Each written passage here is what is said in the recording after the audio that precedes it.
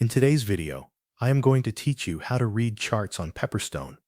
To begin, make sure you are already logged in to your preferred Pepperstone trading platform. This could be the Pepperstone platform itself, MetaTrader 4, MetaTrader 5, CTrader, or TradingView. Once you are inside the platform, open the chart for the trading instrument you want to analyze. This might be a forex pair, an index, a commodity, or another available market. At the top of the chart, you will usually see the instrument name along with the active time frame. This area helps you confirm that you are looking at the correct market and the correct chart interval before you begin reading the price action. Next, use the time frame selector to switch between different intervals. Common choices include 1 minute, 5 minutes, 15 minutes, 1 hour, 4 hours, and 1 day. Smaller time frames show more short-term movement, while larger time frames show broader market trends. Choose the one that matches the type of analysis you want to do. Now look at how price is displayed on the chart.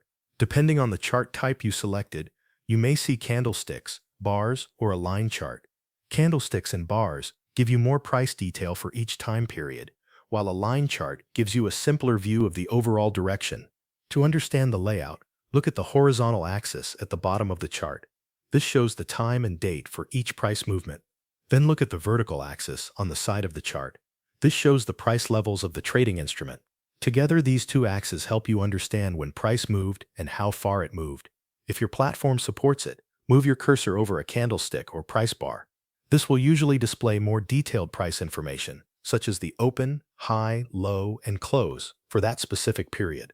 This is useful when you want to inspect a particular move in more detail. You can also use the chart toolbar to zoom in, zoom out, or scroll through historical price data. This makes it easier to focus on recent movement or review past market behavior. If you want to go further, add technical indicators or drawing tools from the toolbar to support your analysis. Before you finish, make sure you can clearly see the current price action and confirm that the selected time frame is the one you want to use. Thanks for watching. That covers everything you need to know.